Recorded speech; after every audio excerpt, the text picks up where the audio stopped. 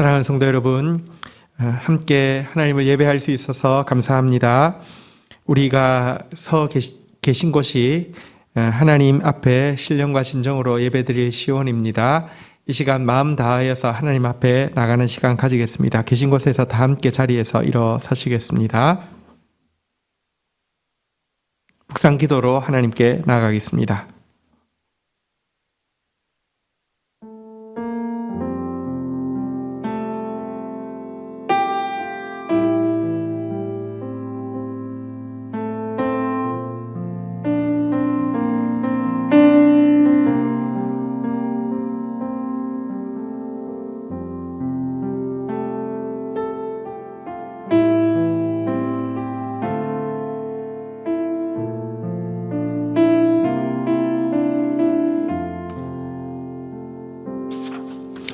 죄인을 부르시고 항상 용납해 주시며 믿음을 잃지 않으시는 하나님, 그러나 온전히 거룩한 당신께 이 일이 얼마나 큰 긍휼이며 고통인지 항상 용납받으면서도 당연하게 생각하고 있는 저희들로 깨닫게 하시사 우리의 범죄함이 결코 사소한 것이 아님을, 하나님의 용서가 결코 값싼 것이 아님을 깨닫게 하소서. 하나님을 경외하는 마음을 크게 회복시켜 주시고 습관 속에 무감각해진 저희들의 신앙 양심이 다시 살아나 꿈틀거리게 하여 주옵시며, 그 귀하신 보혈로 이미 나를 새롭게 하신 주님 앞에 진리의 성령으로 수술받는 데에 지체하지 않게 하여 주옵소서. 용서받은 데 머무르지 않게 하시며 수술받는 자리로 나아가게 하옵소서. 오늘도 하나님의 생명의 말씀이 좌우의 날선 검보다 더 예리하게 우리를 찾아와 우리를 수술하는 시간 되기를 소원합니다. 예수 그리스도의 이름으로 기도 올립니다. 아멘. 예배 가운데 나오신 성도님 여러분들을 환영하고 축복합니다. 저희 오랜만에 대면 예배입니다. 저희 앞에 옆에 뒤에 많이 모이진 않았지만은 인사 한번 하도록 하겠습니다. 안녕하세요. 예, 저희 채팅, 유튜브로 보시는 분들도 채팅으로 인사 한번 해주시면 감사하겠습니다.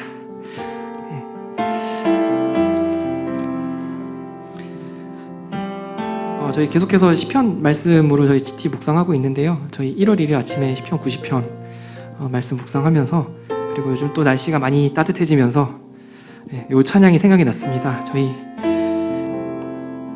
아침에 주의 인자하심을 시편 90편 가사로 만들어진 찬양인데요. 이 찬양 함께 나누면서 1월 24일 예배, 주일 예배 주님 앞에 올려드리도록 하겠습니다.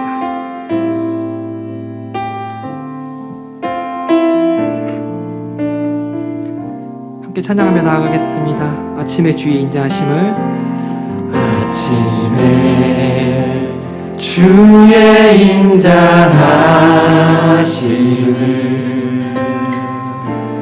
나타내시며 밤마다 주의 성실하심을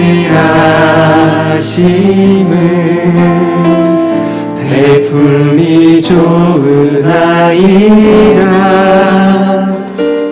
아침에 주의 인자하심을 나타내시며 밤마다 주의 성실하심을 베풀이 좋으나이다. 그 인자하심에 감사하며 찬양합시다. 여호와께 감사하며 주의 이름을 찬양, 여호와께 감사하며 주의 이름을 찬양. 우리 처음부터 다시 한번 찬양하겠습니다. 아침에 주의 인자하심을, 아침에 주의 인자하심을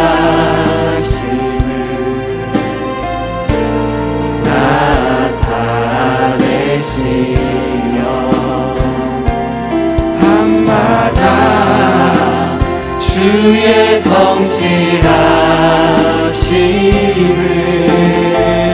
베풀미 좋으나이다.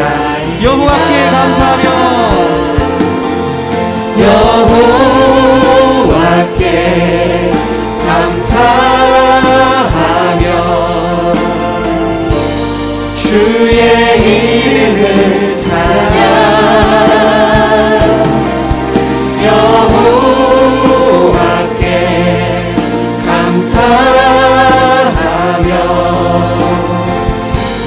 주의 우리 같은 부분 다시 한번 찬양하겠습니다. 여호와께 감사하며 여호와께 감사하며 주의 이름을 찬양 여호와께 감사하며 주의 이름을 여호와여 주의 행사가 어찌 그리 크신지요.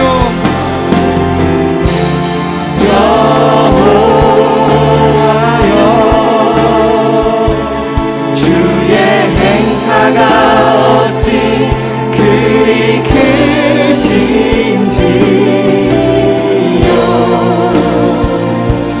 주의 생각이 심히 깊으시다.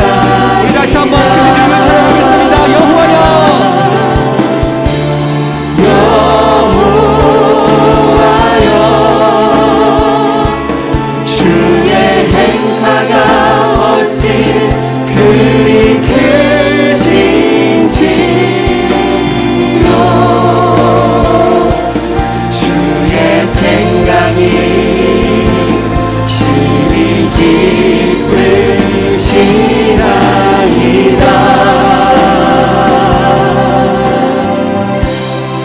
아침에 주의 인자하심을 아침에 주의 인자하심을 나타내시며 밤마다 주의 성실하심을 베풀미 좋으나이다.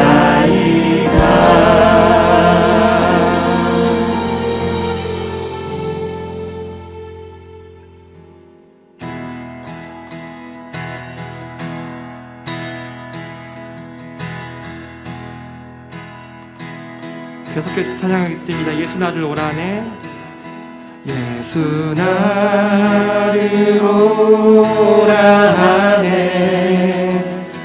예수 나를 오라네 어디든지 주를 따라 주와 같이 가려네. 악기와 함께 같이 찬양하겠습니다. 주의 인도하심 따라 주의 인도하심 따라 주의 인도하심 따라 어디든지 주를 따라 주와 같이 가려네. 우리 2절 가서 찬양하겠습니다. 겟세마네 동산까지 겟세마네 동산까지 주와 함께 가려 하네. 피땀 흘린 동산까지 피땀 흘린 동산까지 주와 함께 가려네. 후렴 가서 고백하겠습니다. 주의 인도하심 따라 내 인도하심 따라 주의 인도하심 따라 어디든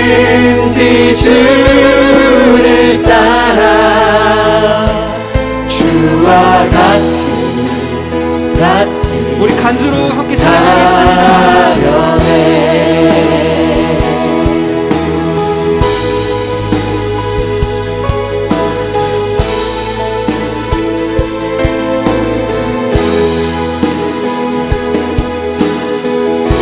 찬양하겠습니다. 심판하실 자리까지. 심판하실 자리까지 심판하실 자리까지 심판하실 자리까지 주와 함께 주의 인도하심 따라 주의 인도하심 따라 주의 인도하심 따라 어디든지 주를 따라 주와 같이 계속해서 찬양하겠습니다. 주께로 가까이 주께로 가까이 주께로 가오니 나의 갈 길 다가도록 나의 갈 길 다가도록 나와도 내가 우리 같은 부분 다시 한번 찬양하겠습니다. 주께로 가까이 가까이 주께로 가오니 주께로 가오니 나의 갈 길 다가도록 나와도 내가 소서 찬양하겠습니다. 주가 크신 은혜 내려 주가 크신 은혜 내려 나를 항상 돌보시고 크신 영광 보며 크신 영광 보여주며 나와 함께 가시네 주의 인도하심 따라 주의 인도하심 따라 주의 인도하심 따라 어디든지 주를 따라 주와 같이 우리를 부르시는 주님을 기대하며 이 시간 마음과 기도하며 나아가겠습니다. 기도하겠습니다.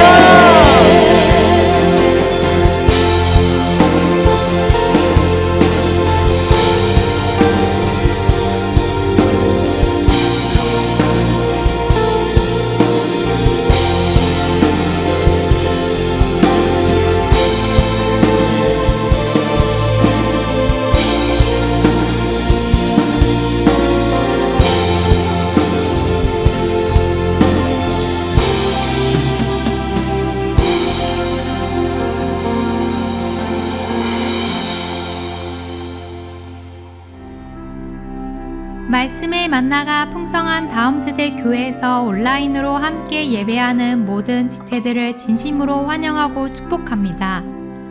2021년 교회의 표어는 하나님의 영은 운행하시니라입니다. 우리의 현실과 마음과 상황을 뛰어넘어 일하시는 성령의 일하심을 생생하게 보는 한 해가 되기를 축복합니다.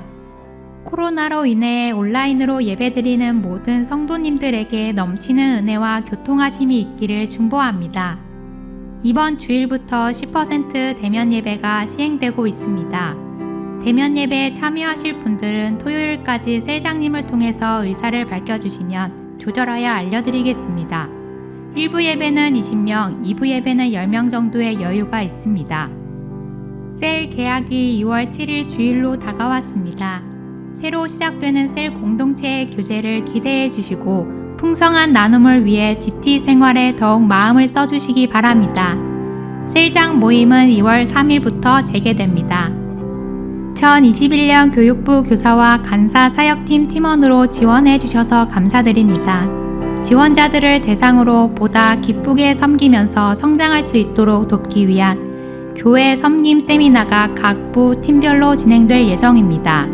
자신의 열정, 은사, 기질을 점검하고 지체들을 보다 더 잘 이해함으로 한 해 동안의 섬김이 더욱 행복해지는 시간이 될 것입니다. 봉헌하겠습니다.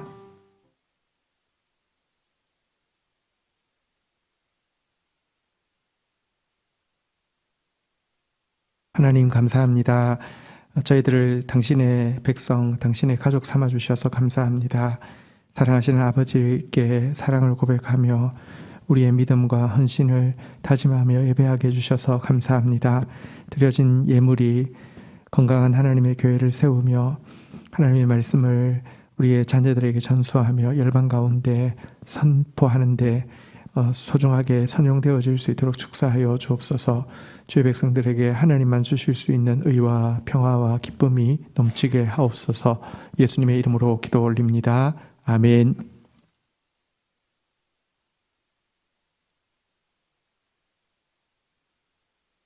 경건일기 발표는 예배 마치고 하도록 하겠습니다. 네, 오늘 우리 공동체에 주신 하나님 말씀 받겠습니다. 계신 곳에서 다 함께 자리에서 일어서시겠습니다. 구약 성경, 제가 가진 성경은 876페이지입니다. 시편 103편 26절부터 28절까지입니다. 시편 103편 26절부터 28절까지 우리 한 목소리로 받들어 읽겠습니다. 시작. 천지는 없어지려니와 주는 영존하시겠고 그것들은 다 옷같이 낡아지리니 의복같이 바꾸시면 바뀌려니와 주는 한결같으시고 주의 연대는 무궁하리이다. 주의 종들의 자손은 항상 안전히 거주하고 그의 후손은 주 앞에 굳게 서리이다 하였도다. 아멘. 자리에 앉으시겠습니다. 오늘 선포되어진 말씀 28절에 보니까 주의 종들의 자손은 항상 안전히 거주하고 그의 후손은 주 앞에 굳게 서리이다 이렇게 고백하고 있는데요. 여기서 제목을 이렇게 정했습니다. 한번 따라하겠습니다. 장래 세대가 주 앞에 굳게 서리이다. 네, 우리의 장래 세대, 우리의 다음 세대가 주 앞에 굳게 설 것이라는 믿음과 또 굳게 서게 하기 위한 헌신으로 하나님 앞에 오늘 나가는 시간 가지도록 하겠습니다. 코로나는 재앙 앞에서 인간이 얼마나 약한지 모두 느끼고 있습니다. 이 작은 바이러스 앞에서 이렇게 우리 모든 것이 이렇게 연약했는지 새삼스럽게 깨닫고 있습니다. 그것과 더불어서 특별히 교회의 민낯을 보고 우리 교회는 얼마나 악한가, 어리석은가, 무례한가 앞에서 너무 놀라게 됩니다. 어쨌든 1년이 된 이 코로나 기간 동안에 저희 교회도 보면 지금 비대면 예배가 작년에 5개월, 올해 1월 달까지면 6개월, 그러니까 1년의 절반은 아예 예배를 대면으로는 할 수 없는 상황이 있었고요. 실상 많은 교회들이 생존을 걱정하고 있고, 특별히 작년 세대는 모르겠지만 다음 세대가 살아남을 수 있을까 하는 이 걱정은요, 더 이상 미래에 대한 막연한 예측 정도가 아니라 현실이 되고 있습니다. 아직도 다음 세대를 위해서, 장래 세대를 위해서 걱정하지 않으면 그것은 믿음이 좋은 것이 아니라 무책임의 극치일 정도로 걱정스럽습니다. 신앙의 예배의 습관이 갖추어져 있지 않는 자녀들이 아예 지금 1년의 절반을 방치되어 있는 거 정말 심각한 위기가 아닐 수 없습니다. 게다가 성경은 보면 마지막 때에 재앙이 전염병 정도의 재앙으로 끝나지 않고 훨씬 더 큰 재앙이 있을 것이라고 이야기하고 있습니다. 오늘 우리가 읽었던 본문 26절에도 보면 이런 표현이 나오죠. 천지는 없어지려니와 주는 영존하시겠고 그것들은 다 옷같이 낡으리니 의복과 같이 바꾸시면 바뀌려니와. 이 천지가요, 마치 옷 우리가 낡으면 바꿔 입는 것처럼 이 천지가 바뀔 것이다, 이런 예언이 이렇게 노래하고 있는데요. 이것은 구약과 신약의 일관되게 예언하고 있는 바입니다. 구약 이사야서 51장 6절에 보면 이런 말씀이 있습니다. 너희는 하늘로 눈을 들며 그 아래의 땅을 살피라. 하늘이 연기같이 사라지고 땅이 옷같이 헤어지며 거기에 사는 자들이 하루살이같이 죽으려니와. 이런 구절이 있습니다. 이사야서 51장 6절이었습니다. 그리고 신약에도 보면 베드로후서 3장 10절에 보면 이런 예언이 있습니다. 그러나 주의 날이 도둑과 같이 오리니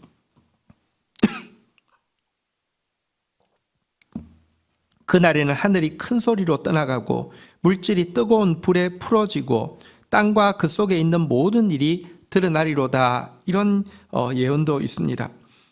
공통적으로 옷같이 바꾸어 입게 될 것이다. 하늘이 다 풀어지게 될 것이다. 이렇게 이야기하고 있습니다. 요한계시록에 최종적으로 이렇게 예언되어 있습니다. 요한계시록 6장 13절 14절 한번 볼까요? 요한계시록 6장 13절 14절. 하늘의 별들이 무화과 나무가 대풍에 흔들려 설익은 열매가 떨어지는 것 같이 땅에 떨어지며. 14절 읽겠습니다. 시작.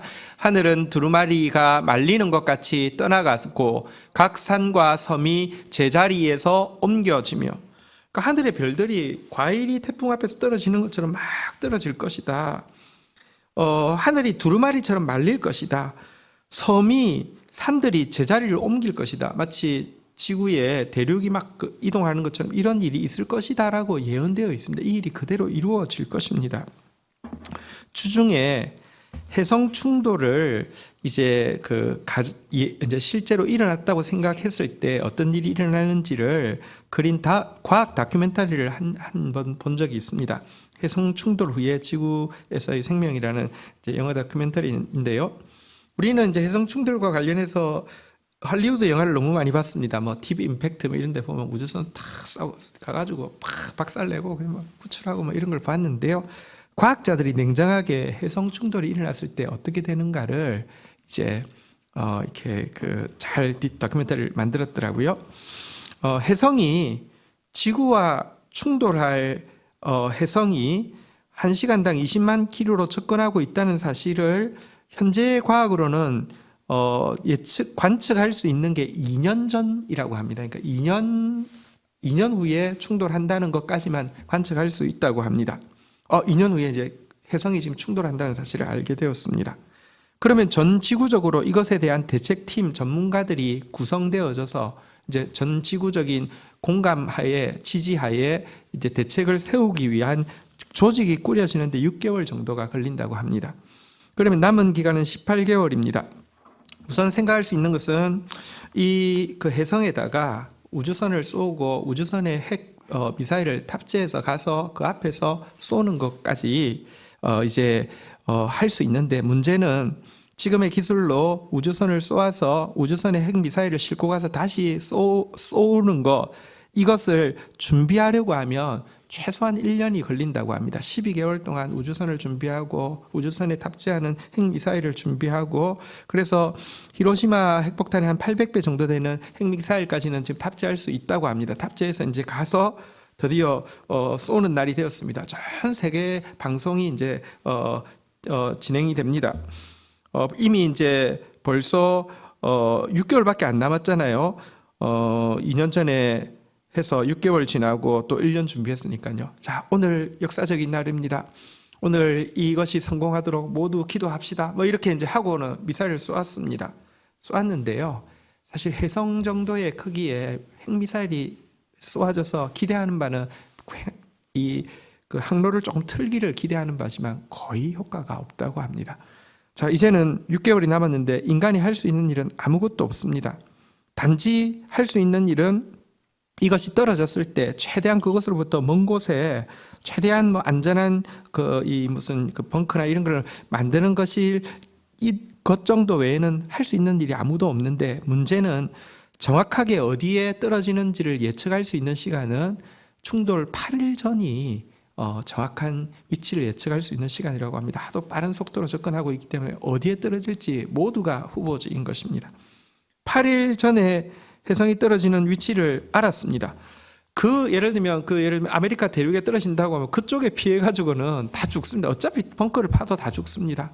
그러면 이제 떨어진다는 사실을 알면 거기서부터 최대한 먼 곳으로 이동하기 위해서 전 세계가 움직일 것입니다. 다 움직일 수도 없고요. 자, 드디어 충돌을 했습니다. 충돌하는 순간 지구의 절반은 불에 타게 될 것이고 나머지 절반은 빙하 시대처럼 다시 얼게 될 것이라고 과학자들은 예측하고 있습니다. 그 결과 인류는 아주 극소수만 살아남게 될 것인데요. 살아남은 인류가 문명을 어떻게 가지게 되느냐. 여러분, 이렇게 과학 기술이 발달된 시대인데요. 다시 살아남은 인류는 전기나 전파 이런 모든 시스템이 다 파괴된 상태여서 단지 살아남은 사람들끼리 살아남았다는 사실을 파악할 수 있는 단순한 라디오파가 회복되기까지도 오랜 시간이 걸릴 것이다. 이렇게 과학자들이 예측한 어떤 프로그램을 본 적이 있습니다. 다른 건 떠나서 이거 보면서 참 우리 교회가, 우리 다음 세대가 생존하는 게 만만치 않겠다는 걱정이 피부에 와닿는 시간은 가지게 되었습니다. 여러분, 사실 지금 교회를 보면 우리 다음 세대가 살아남을 수 있을까 참 소망이 없습니다. 교회를 그냥 떠나서 부모인 나를 봐도 소망이 별로 없고요. 솔직히 말하면 자녀 자체를 봐도 소망이 별로 없을 때가 있습니다. 쟤는 우리 때하고 다른 것 같아. 쟤가 과연 신앙을 가질까? 이런 생각이 듭니다. 자, 그런데 여러분, 우리의 믿음의 근거는 어차피 우리에게 있는 것이 아니었습니다. 믿음은 하나님을 바라보는 것입니다.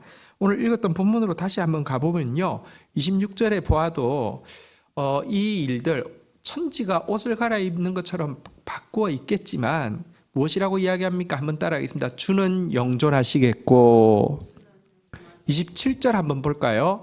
한번 따라하겠습니다. 주는 한결같으시고 주의 연대는 무궁하리이다. 우리의 소망은요, 영존하시고 한결같으시고 무궁하신 하나님이 우리의 소망입니다. 그리고 그 무궁하신 하나님께서 무엇이라고 약속하시느냐, 28절 한번 볼까요? 같이 한번 읽겠습니다. 시작. 주의 종들의 자손은 항상 안전히 거주하고 그의 후손은 주 앞에서 굳게 서리이다 하였도다.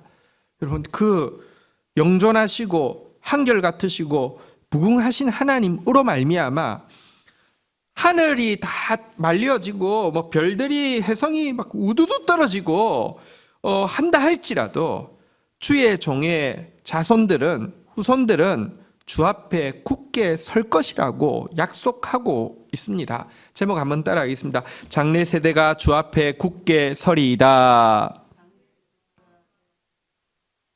여러분, 우리는 믿음으로 말미암아 삽니다. 믿음으로 말미암아 구원받습니다.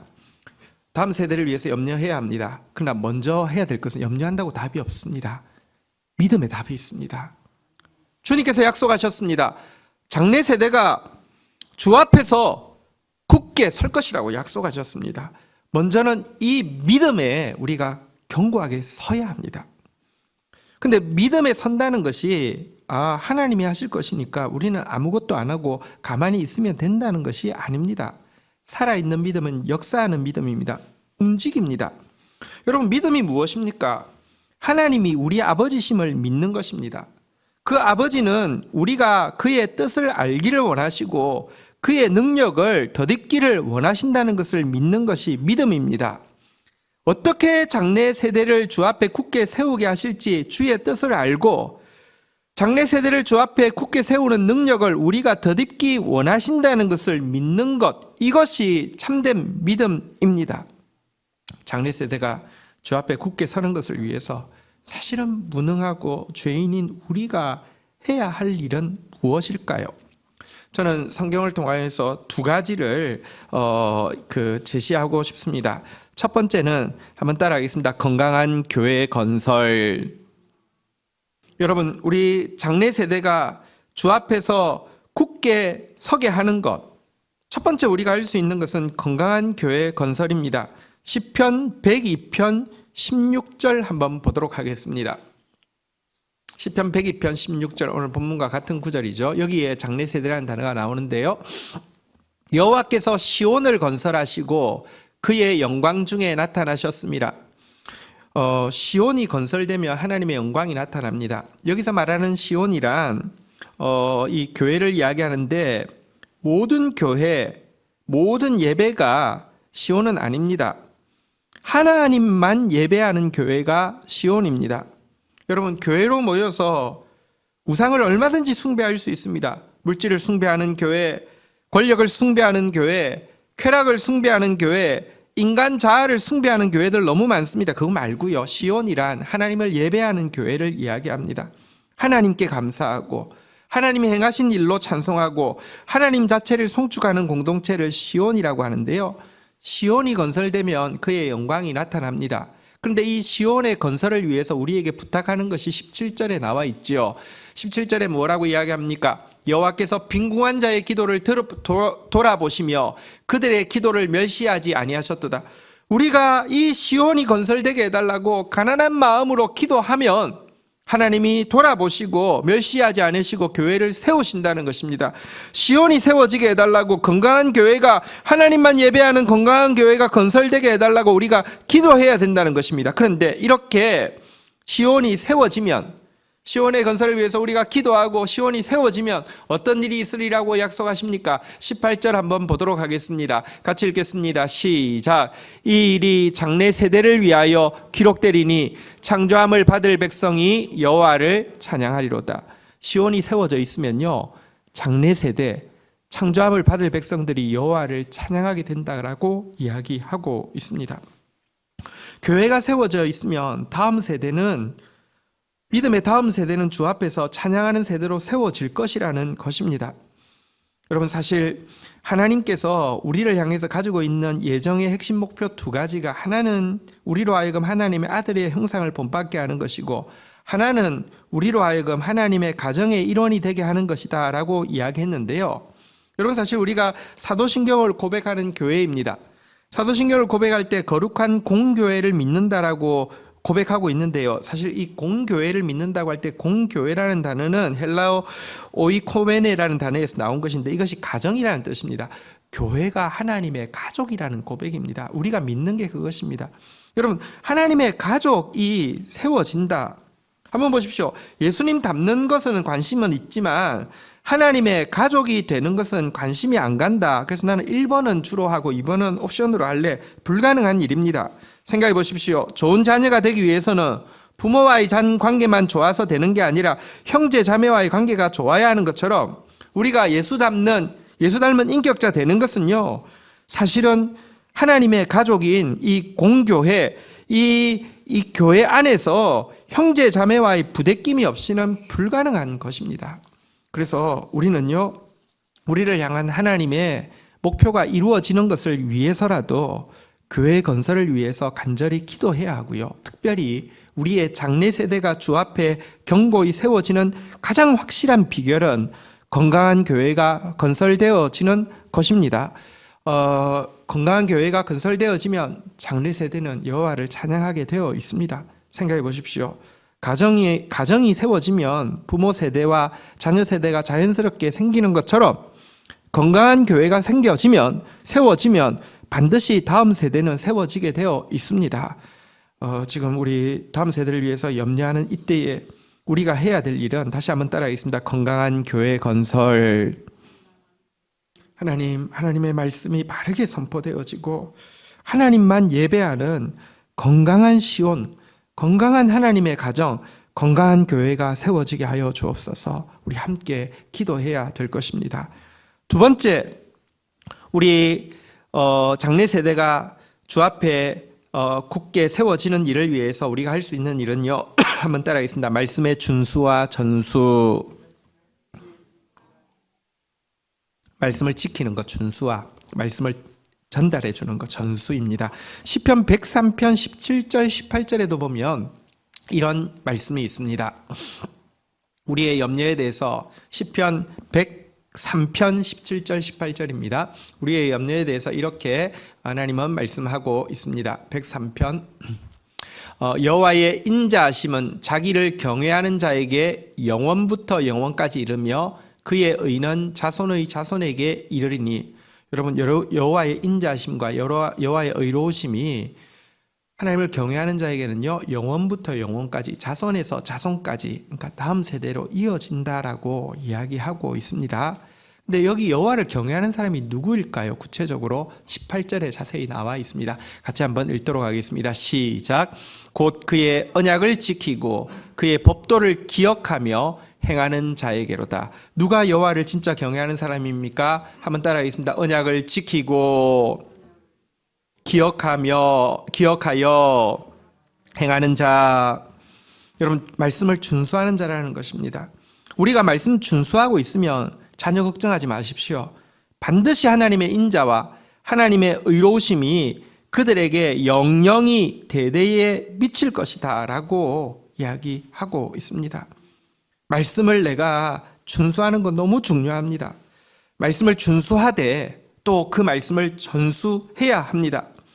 시편 78편 1절에 보면 말씀을 이렇게 전수하기 위해서 외칩니다. 내 백성이여 내 율법을 들으며 내 입의 말에 귀를 기울일지어다 라고 하면서 말씀을 전수하는데요. 이 말씀이 어떤 말씀이라고 이야기합니까? 3절에 보니까요. 이는 우리가 들어서 아는 바요 우리 조상들이 우리에게 전한 바라.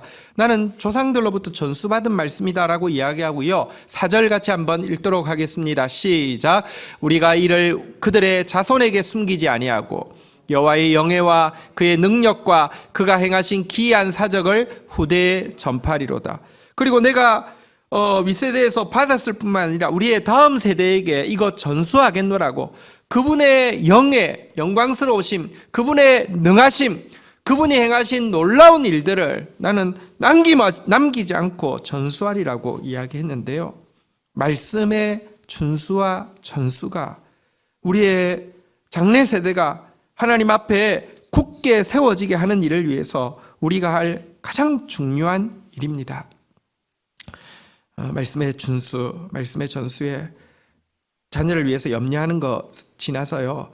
우리 말씀 더 지키기 위해서 몸부림치시고 말씀 전수하기 위해서 몸부림치는 저희 교회가 되어야 할 것입니다. 사실 16세기에 종교개혁이 일어났는데요.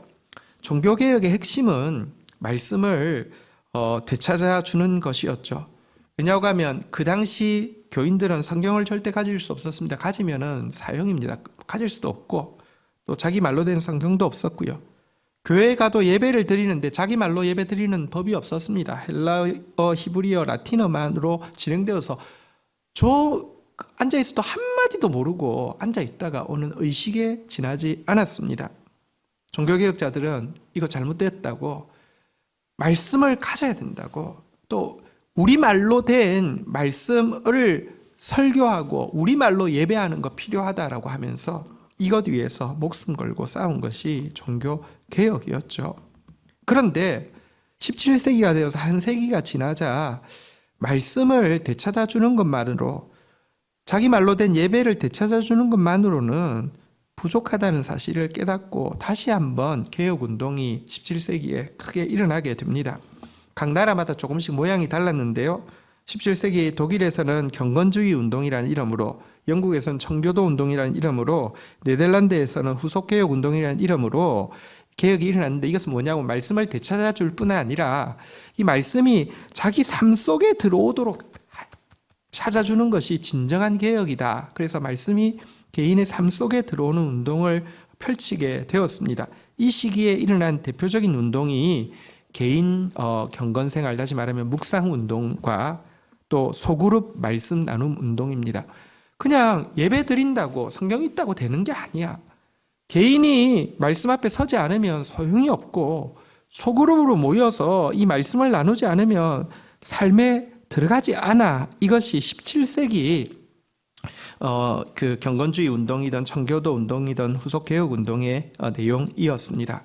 성도들은 이때부터 경건서적을 읽거나 말씀을 묵상하는 일들을 시작하게 되었고요. 규칙적으로 소그룹으로 만나서 설교에서 받은 은혜를 나누고 서로가 서로를 지켜주는 운동을 시작하게 되었습니다.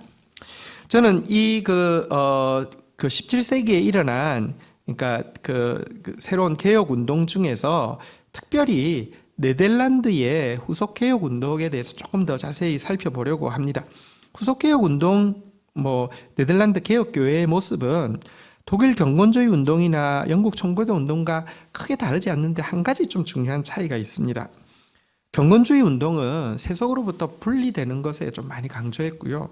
또 청교도 운동은 그들이 이제 나라 전체를, 국가 전체를 기독교화 만들려는 이런 것으로 좀 가게 되었습니다. 그러다 보니까 세상과 완전히 동떨어지거나 아니면 세상을 국교로 막 다시 이제 만들어서 우리가 그 메이저다라고 이렇게 하면서 하는 이 청교도 운동이 미국에 영향을 많이 끼쳤죠. 지금 미국의 모습은 사실 거기에서 기인하는 바입니다. 여기에 비해서 네덜란드 개혁교회는 조금 더 건강한 신학을 가지고 있습니다.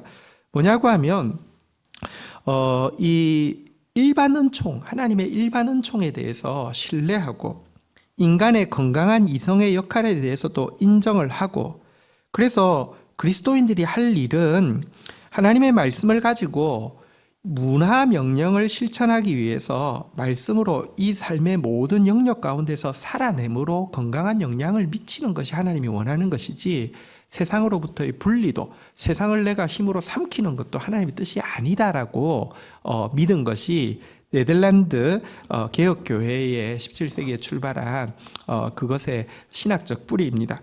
이들의 그 가르침을 가장 잘 표현해주는 모토가 하나 있는데요.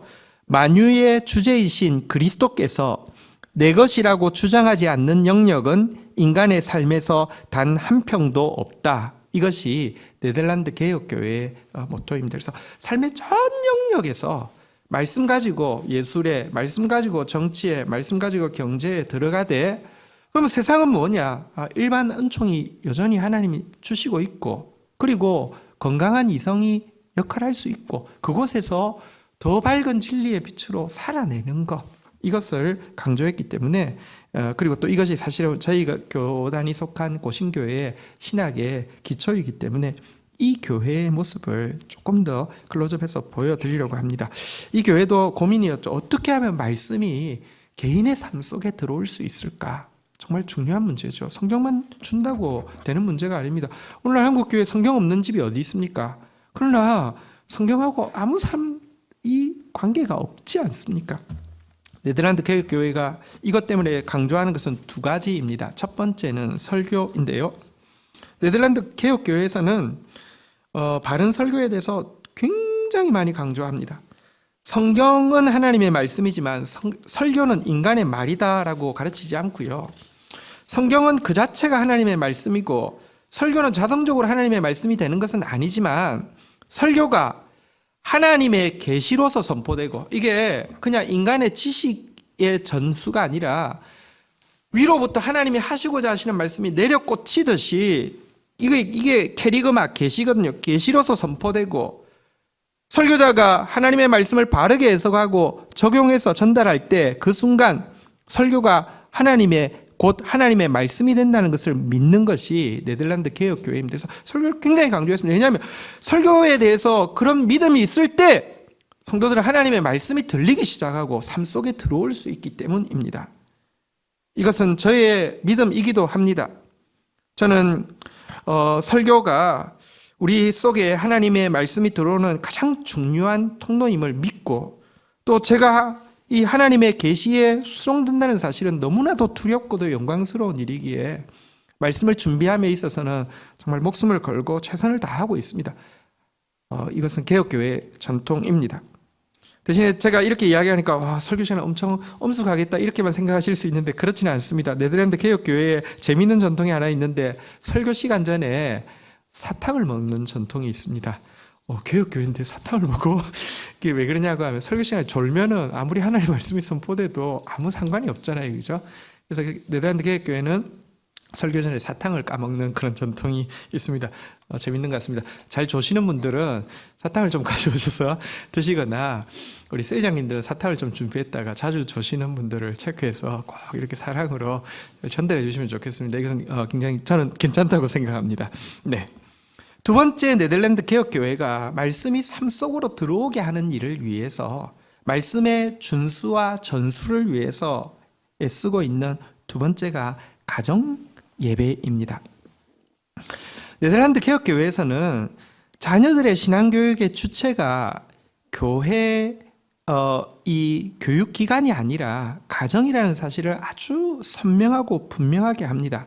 그래서 사실 네덜란드 개혁교회에서는 교회 학교가 존재하지 않습니다. 주일 학교 자체가 존재하지는 않습니다. 주일 학교라는 것은 미국 교회를 중심으로 이렇게 세워진 개념입니다.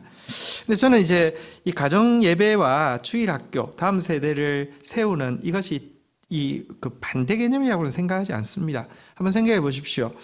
우리가 신앙생활을 하게 되고 하나님을 뜨겁게 만난 체험을 되돌아보면 주일 학교에 여름 성경 학교랄지 청소년 여름 수련회, 겨울 수련회 때에 주님 만난 사람이 얼마나 많습니까? 이런 점에서 주일 학교가 폐지의 대상이고 가정 예배가 이렇게 중요하다 이렇게는 이야기할 수 없습니다. 보완의 대상인데 한 가지 중요한 것은 자녀 신앙교육의 주체가 주일 학교가 되면서부터는 가정은 완전히 객체가 되었습니다. 교회에서 좀 교육부서에서 설교 잘하는 전도사님 웃기고 애들하고 그냥 완전히 뒹구는 이런 분들 좀 잘 이렇게 뽑아서 하시라고 이렇게 하고 우리 부모들은 완전히 뒷전에 나서게 되었습니다. 그것은 합당치 않습니다.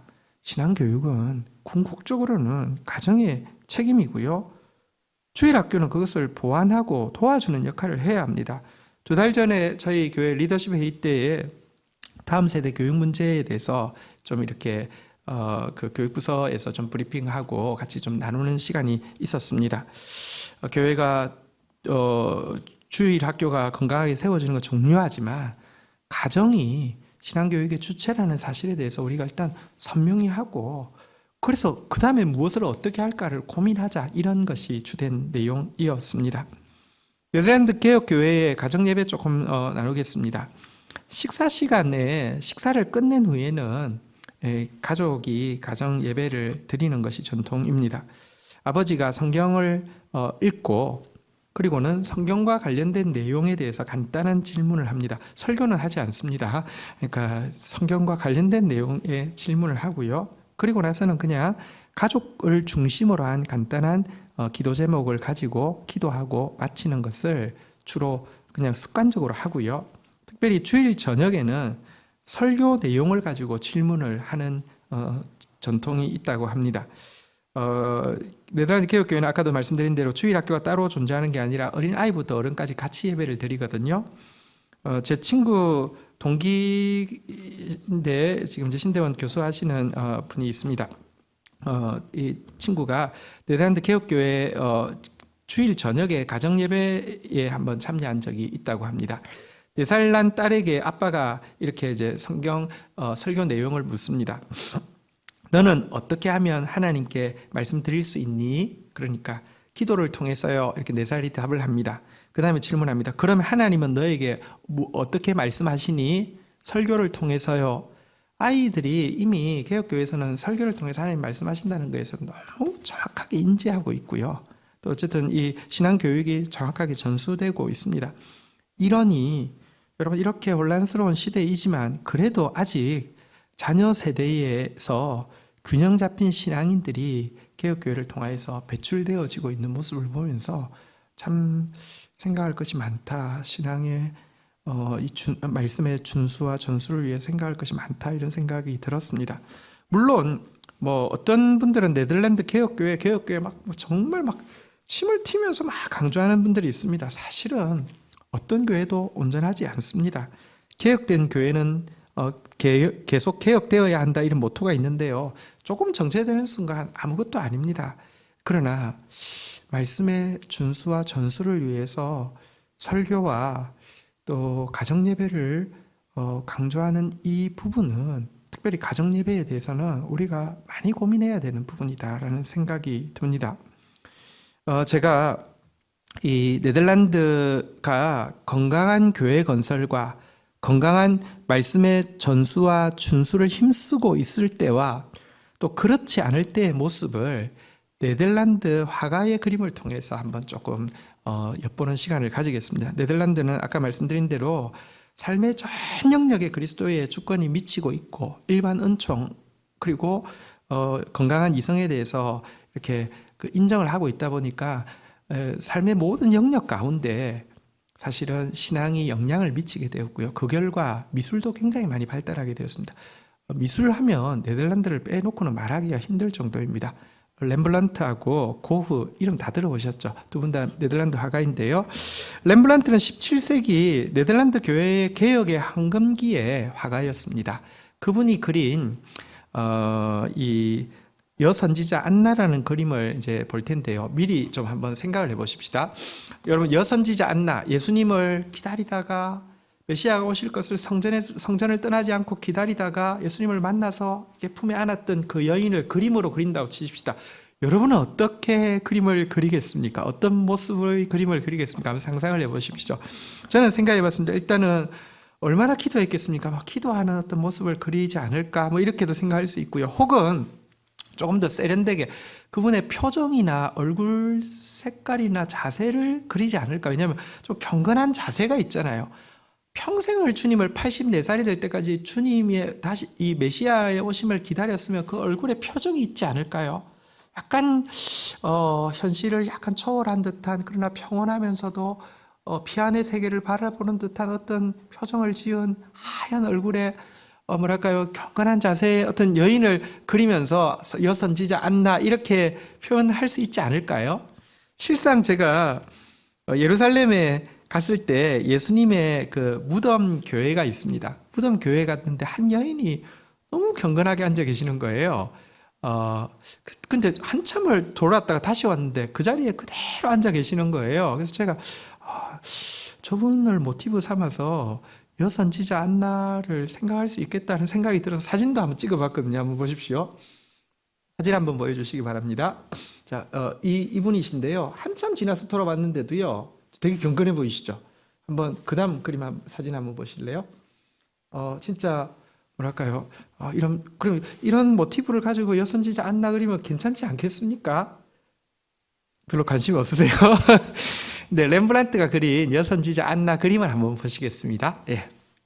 자, 이 그림인데요.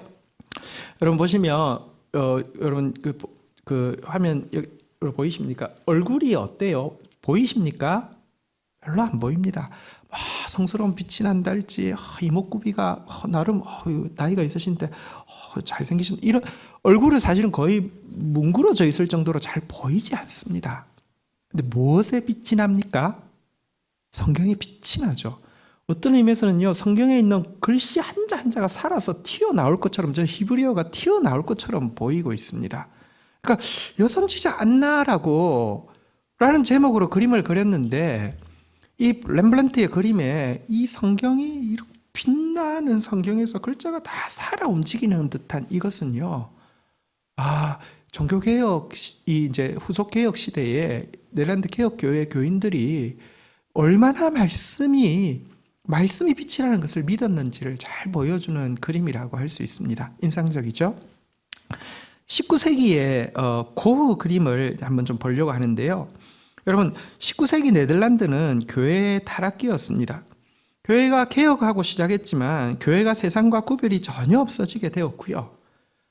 말씀을 바르게 전파하지 못하게 되었습니다. 말씀이 그냥 하나의 인간적인 교훈 시간이 되었습니다.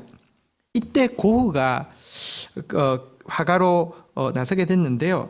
고흐에 대해서 아시는 분은 너무 잘 아실 테고 모르시는 분은 또 잘 모르실 텐데, 사실 고흐는 아버지도 할아버지도 자신 역시 아버지 할아버지 목사님이셨고 자신 역시 목사가 되기 위해서 신학을 공부하다가 그림을 그리면서 그만두게 되었는데요. 그림을 그리면서도 광산촌에 가서 평신도 설교자로서 사역을 하기도 했었고요. 또 사실 자기 그림에 보면 감자 먹는 사람들, 토탕 깨는 여인들 이런 그림을 보면 가난한 사람의 편이 되어서 그들과 함께 하겠다는 신앙적 고백이 분명히 보이는데요. 자, 그가 그린 그림 19세기에 교회가 세상과 다름이 없어졌을 때 그림을 한번 보도록 하겠습니다. 성경과 소설이 있는 정물이라는 그림입니다. 한번 보시죠. 저기 크게 있는 게 성경이고요. 앞에 작은 게 소설책입니다. 한번 보실까요? 성경 옆에 촛대가 있는데 촛대가 어떻습니까? 불이 꺼져 있죠. 성경은 엄청 크고 진짜 멋지게 뭐 딱 봐도 가죽이고 뭐 엄청나게 잘 돼 있는데요. 글자가 보입니까? 안 보입니까? 하나도 안 보이죠. 거기에 비해서요. 앞에 소설책 한번 보십시오. 얼마나 페이지를 침 묻혀서 넘겼든지 앞부분 저기 그 페이지 넘기는 부분이 헤어져 있죠. 소설 제목까지 다 보입니다. 하나님 말씀은 이미 그냥 장식으로나 가치가 있지 아무 힘을 잃어버렸다는 것을 보여주고 있죠. 그래서 그가 그린 또 한 개의 그림, 예배드리는 회중이라는 그림이 있습니다. 유명한 그림이죠. 한번 볼까요? 자, 한번 보시겠습니다. 일단 저는 뭐 하고 계십니까? 거의 대부분이 자고 있죠. 아니면 막 피곤에 쩔어가지고 이렇게 하고 있고요. 시선도 다 다른데 이쪽 보고 있고 저쪽 보고 있고. 제가 보니까 딱 한 분, 저 이쪽 끝에 있는 여인분만 눈을 떠 있는데요. 그 한 분만 성경책이 어떻게 되어 있습니까? 펴져 있죠. 옆에 사람은 성경책 닫고 있잖아요. 그죠? 그러니까 정말 말씀이 사라지고 나니까 예배가 죽은 예배가 되어진 이 모습을 보여주고 있습니다. 이렇게 해서는 여러분 우리의 다음 세대가 어떻게 세워질 수 있겠습니까? 교회 가는 게 이렇게 피곤하고 이렇게 무의미한데 왜 나가겠습니까? 말씀을 정리하겠습니다. 장래 세대가 주 앞에 굳게 서리이다. 이 우리의 믿음, 그리고 이 믿음을 현실로 만들기 위해서 하나님께서 우리에게 하라고 하시는 것, 건강한 교회 건설과 말씀의 준수와 전수, 이 일을 위해서 구체적으로 우리가 무엇 할 수 있을까요? 대회에서 선포되는 말씀을 위해서 더 몸부림치겠습니다. 여러분, 사랑하는 성도 여러분, 여러분들도 정말 이 시간 하나님이 말씀하신다는 사실을 믿고 사탄 꼭 가지고 오셔서 깨물어서라도 그 말씀 앞에 두렵고 떨림으로 설 수 있기를, 우리 더 몸부림치기를 주의 이름으로 축복합니다. 또한 개인 경건 생활과 소그룹 모임을 위해서도 더 힘을 쓰십시다. 이것이 17세기 두 번째 개혁 운동들의 공통점이죠. 여러분, 저희 교회는 GT가 있습니다. 더 몸부림치십시다. 또 이제 세일 계약을 앞두고 있습니다. 소그룹이 함께 하나님의 말씀을 나눌 수 있다는 건 너무 큰 축복입니다. 이것이 서로를 지켜주는 것입니다. 이것이 서로를 격려하는 것입니다. 이 모임을 위해서 또 기대하십시다. 특별히 다음 세대의 신앙교육과 가정예배 부분, 이 부분 구체적으로 어떻게 해야 될까? 우리 고민하십시다. 우리 기도하십시다. 여러분, 어떤 의미에서는 이전까지는 답을 찾기 좀 힘들었다가 온라인 시대가 되면서 어쩌면 해답이 좀 더 가까이 왔다는 생각도 듭니다. 주일이 과거에는요, 교회를 열심히 다니는 분들에게는 주일이 제일 바쁜 시간이었습니다. 그러나 지금은 대부분이 온라인으로 드리기 때문에, 또 대회 시간 혹은 이 시간 온라인으로 드리기 때문에 자녀들과 같은 공간에 있게 되기가 쉬워졌습니다.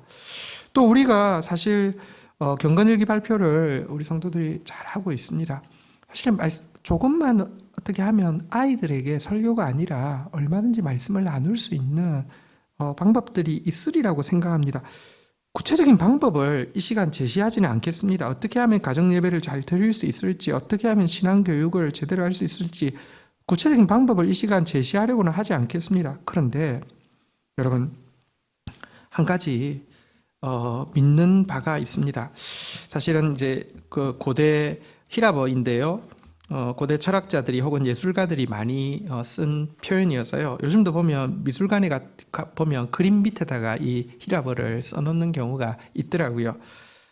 우비, 아모르, 이비, 오클루스라는 표현인데요. 무슨 뜻이냐고 하면 한번 따라하겠습니다. 사랑이 있는 곳에 눈길이 간다. 조금 다르게 번역하면요. 한번 따라하겠습니다. 사랑이 있는 곳에 통찰력이 생긴다. 저는 어제 설교를 준비하다가 설교 준비하는 시간보다 더 긴 시간을 우리 너무 소중한데, 우리한테 다음 세대는요, 우리 교회에는 특별히 이름이 다음 세대이기 때문에 너무 소중한데, 우리가 지금까지 말씀 선포를 위해서 애썼습니다. GT하려고 애썼고 소그룹을 세우기 위해서도 몸부림쳤습니다. 이제 우리 다음 세대가 진짜 말씀이 전수되어야 하는데, 어떻게 하면 다음 세대에게 이 말씀이, 우리가 지금 하고 있는 이 말씀이 전수될 수 있을까? 또 어떻게 하면 가정의 예배를 바르게 드릴 수 있을까? 사실 긴 시간 고민하고 어떻게 할 수 있을까 생각하는 시간이 있었습니다. 진짜 답은 간단하게 나오지 않습니다. 진짜 답은 그냥 손쉬운 이런 게 있었는데 이렇지는 않습니다. 그러나 그때 사랑이 있는 곳에 눈길이 간다. 사랑이 있는 곳에 통찰력이 생긴다. 우리가 다음 세대가 소중한 줄 알고 또 하나님의 약속의 말씀이 있기에 우리가 해도 안 되는 걸 하려는 게 아니잖아요. 분명히 장래 세대가 주 앞에서 굳게 세워질 것 아닙니까? 우리 교회의 모토는 우리의 다음 세대가 우리보다 비교할 수 없이 하나님을 잘 알고 하나님을 잘 섬기며 하나님 때문에 행복해지는 것이 우리의 모토인데요. 이게 될 줄을 믿는다고 하면 사랑이 있으면 눈길이 가고 통찰력이 생기고 하나님이 행하시는 일을 볼 수 있으리라고 믿습니다. 함께 이 일을 위해서 우리 같이 꿈꾸고 기도하는 일이 좀 더 구체적으로 시작될 수 있기를 축복합니다. 자리에서 일어서시겠습니다. 우리 주신 말씀 붙잡고 한번 주님 앞에 나아가서 찬양으로 화답하며 나가도록 하겠습니다.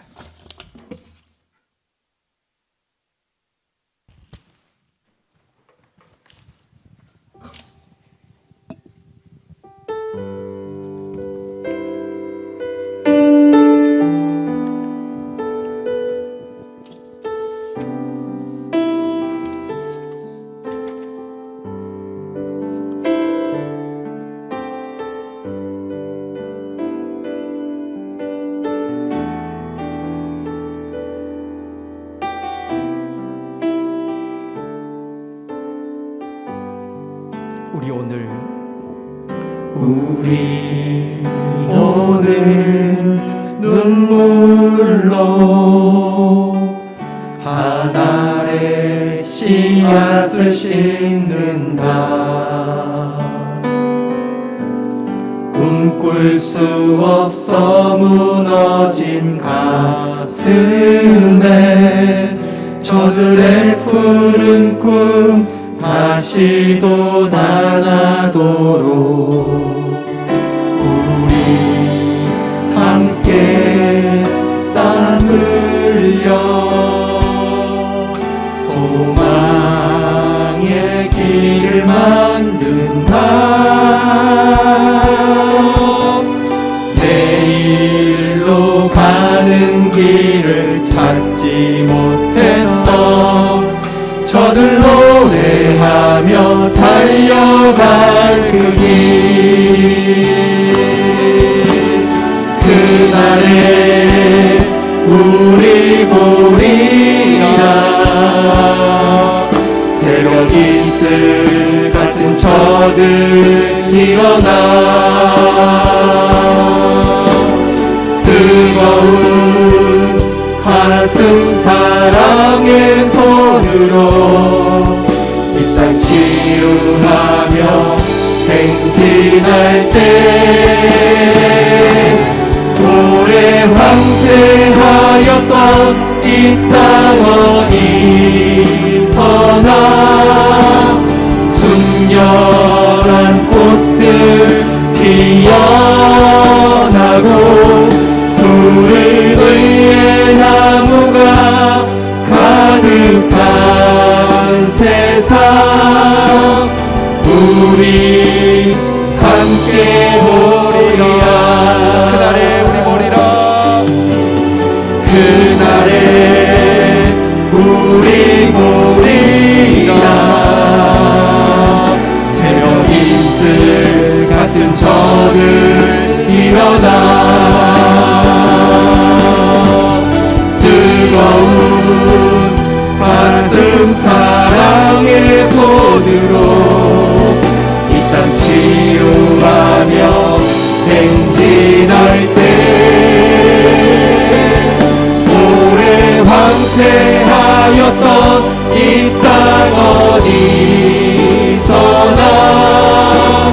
순결한 꽃들 피어나고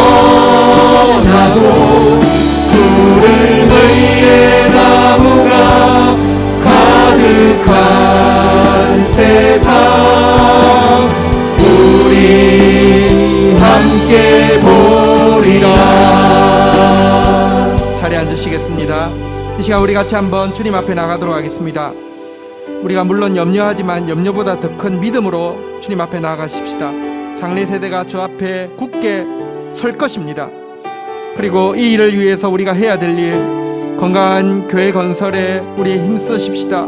건강한 교회를 건설하게 해달라고 기도하십시다. 반드시 장래 세대가 여호와를 그 안에서, 그 집 안에서 찬양하게 될 것입니다. 또 말씀을 내가 준수하게 해달라고, 그리고 말씀 전수를 위해서 애쓰게 해달라고, 정말 하나님 말씀 가지고 개인적으로 경건생활하고 또 소그룹에서 나누며 뿐만 아니라 가정에서 예배를 통하여서 또 우리 교육부서 주일학교들을 통하여서 우리 다음 세대가 건강하게 세워지게 해달라고 우리 기도하며 나아가도록 하십시다. 답이 없어도 됩니다. 사랑이 있으면 됩니다. 사랑이 있는 곳에는 눈길이 가게 되어 있고요, 사랑이 있는 곳에는 통찰력이 있습니다. 다음 세대 교회를 세우실 때는 다음 세대를 세울 수 있는 답도 하나님이 예비하셨기 때문에 이런 이름을 주신 줄로 믿습니다. 우리 다 함께 주의 이름을 3번 고백하며 기도하며 나가도록 하겠습니다. 주님, 주여, 주님, 저에게 다음 세대란 이름을 주셨지만 하나님, 그동안은 그냥 잘 자라겠지, 괜찮겠지 생각하고 지났습니다. 코로나가 되면서 하나님이 전 지구적인 재앙 앞에서 하나님, 우리가 그렇게 생각할 근거가 너무 없었던 것을 고백합니다. 하나님, 정말 우리의 다음 세대가 멸망하게 되었습니다. 다 잃어버리게 되었습니다. 그러나 다시 한번 주의 말씀 앞에 섭니다. 장래 세대가 주 앞에 굳게 서리라고 말씀하여 주신 주님, 하나님, 먼저 믿음으로 그렇게 행하실 주님을 찬양합니다. 이를 위하여서 거룩한 공교회 하나님의 가정인 교회가 견고하게 세워져서 믿음의 다음 세대가, 장래 세대가 이 안에서 찬양할 수 있게 하여 주옵소서. 하나님, 하나님만을 예배하는 교회가 되어질 수 있도록, 하나님만을 높이는 교회가 되어질 수 있도록 저희 교회를 붙들어 주시기를 간절히 간구하고 소원합니다. 말씀되어질 때 우리의 다음 세대가 대대로 영영이 세워질 수 있다고 하셨습니다. 하나님, 말씀을 지키며 말씀을 기억하며 말씀을 행하는 세대가 되어지게 하여 주시고, 말씀을 전수하는데 온힘 다하는 교회가 되어지게 하여 주시옵소서. 하나님, 우리 개인이 하나님 말씀 앞에 설 때마다 하나님 대회를 통하여서 주의 말씀이 선포되어지게 하여 주옵소서. 하나님, 개인이 경건생활할 때마다 집들을 통하여서 나의 말씀이 선포되어지게 하여 주시고, 소그룹에서 나눌 때마다 차리차리 날카롭게 함과 같이 말씀이 새겨질 수 있도록 도와주시옵소서. 특별히 가정 예배와 또 주일학교를 위하여 기도합니다. 코로나로 인하여 우리 자녀들이 너무 하나님 영적으로 하나님으로부터 멀어지고 있는 것이 현실입니다. 하나님, 이러한 때에 하나님, 다시 한번 우리의 부모가 믿음의 자녀들을 세우는 일에 주역이라는 사실을 기억하며 하나님 앞에 설 수 있도록 인도하여 주옵소서. 하나님, 다음 세대 교육부사들이 하나님 건강하게 세워질 수 있도록 도와주시기를 원합니다. 그러나 주님, 나에게 구체적인 답이 없다 할지라도 사랑이 있는 곳에 눈길이 가고, 사랑이 있는 곳에 통찰력이 생기며, 사랑이 있는 곳에 주님이 역사하시는 줄을 믿사오니 함께 고민하고 함께 기도하는 가운데 하나님의 답을 함께 볼 수 있도록 도와주셔서 이 교회에서 우리보다 하나님을 잘 알고 우리보다 하나님을 사랑하며 우리보다 하나님 때문에 인하여 행복하며 우리보다 더 힘있게 하는 날을 세우는 다음 세대가 세워질 수 있도록 은혜를 더하여 주시기를 간절히 간구하고 소원합니다. 함께 믿음으로 고백하겠습니다. 나라와 민족을 위하여, 교회와 열방을 위하여, 구원받을 영혼, 믿지 않는 가족 구원을 위하여, 치유받을 영혼, 회복될 영혼을 위하여, 미래 교회 주역이 될 다음 세대들을 위하여 하나님 감사합니다. 다음 세대가 그냥 잘 자랄 거라고 막연히 믿고 있었는데 하나님 코로나 앞에서 현실 앞에 각성할 수 있는 시간을 주셔서 감사합니다. 아무리 염려해도 지나치지 않은 염려가 우리의 자녀 세대를 위한 염려입니다. 그러나 오늘 먼저 주께서 장래 세대가 주 앞에 굳게 설 것이라고 약속하여 주셔서 감사합니다. 이 믿음을 선포하며 이 믿음 앞에 서겠습니다. 그리고 이 자녀들이 건강하게 자랄 하나님의 공교회, 하나님의 가정, 건강한 하나님의 교회를 세우는 일에 우리를 헌신하겠습니다. 하나님의 말씀이 우리 아이들을 살리겠고 영영이 대대로 하나님의 인자와 긍휼을 덧입게 하겠사오니 하나님 말씀을 내가 준수하여 아이들에게 말씀대로 사는 모습을 보이게 하여 주시고 또 말씀을 전수하여 아이들이 이 말씀 앞에 견고히 세워지게 도와주옵소서.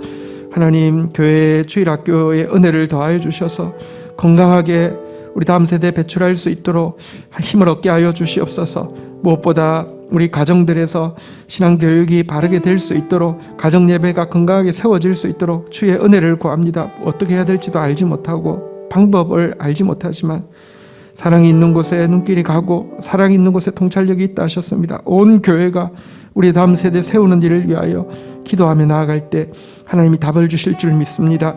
그래요, 이 교회에서 자라는 자녀들이 우리보다 더 하나님을 잘 알고 우리보다 하나님을 사랑하며 우리보다 하나님 나라를 위해서 건강하게 건강하게 헌신하는 그런 자녀들 세울 수 있도록 축사하여 주옵소서. 예수 그리스도의 이름으로 기도 올립니다. 아멘.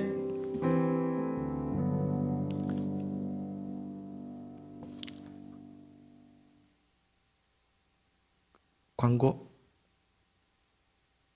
앞에 경건일기 발표 있겠습니다.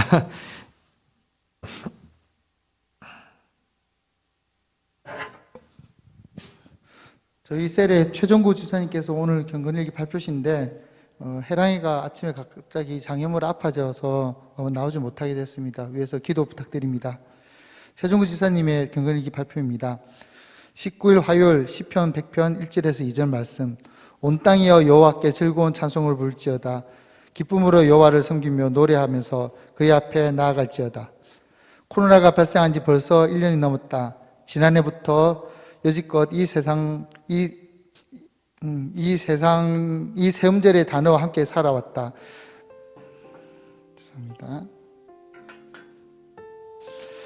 나와 관련이 없을 것 같던 코로나가 나의 평범한 일상이 되어버렸다는 현실이 믿겨지지 않는다. 모든 사람들은 느끼는 바가 클 것이다. 뉴스에서는 포스트 코로나 하면서 한 발 앞서 이를 준비해야 한다고들 한다. 뭘 준비하란 말인가? 내 마음속에는 과연 올까 하는 불안한 마음과 꼭 올 것이라는 확신이 오락가락하면서 뭔가 표현하기 어렵지만 이런 말들이 더욱 불안하게 한다. 나는 물론 모두에게, 특히 아이들에게 평생 잊을 수 없는 아픈 상처를 가슴에 남겨줄 것만 같다. 이 모든 것이 하나님의 허락하신 것들이라면 이 시국에 나는 지금 무엇을 해야 할까 생각해 본다. 비대면으로 예배를 드리고 말씀을 가까이 하기 쉽지 않다고 하지만 오히려 삶과 죽음이 가까이 와 있기에 하나님에 대해서 신앙에서 더 깊이 고민해 보게 되는 것 같다. 외롭고 상처받기 쉽고 좌절하기 쉬운 코로나 시국에도 나에게 소속감과 사랑받고 있음을 느끼게 해주는 교회 공동체를 주신 것을 주님께 감사드립니다.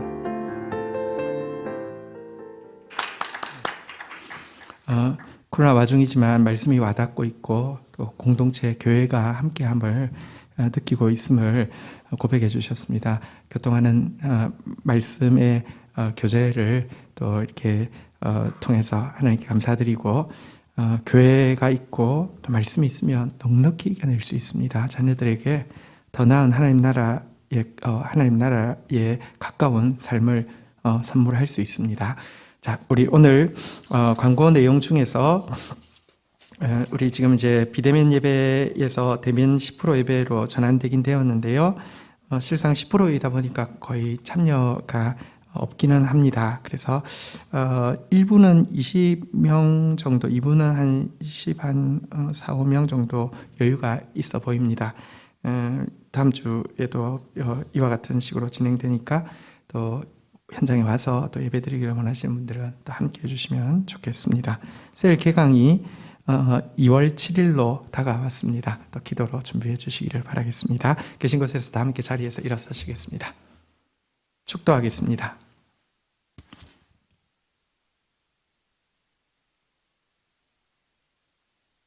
여호와는 내게 복을 주시며 너를 지키시기를 원하며 여호와는 그 얼굴을 내게 비추사 은혜 주시기를 원하며 여호와는 그 얼굴을 내게로 향하여 드사 평강 주시기를 원하노라. 주 예수 그리스도의 은혜와 아버지 하나님의 사랑과 성령의 교통하심이 너희 무리와 함께 계실지어다. 아멘. 감사합니다.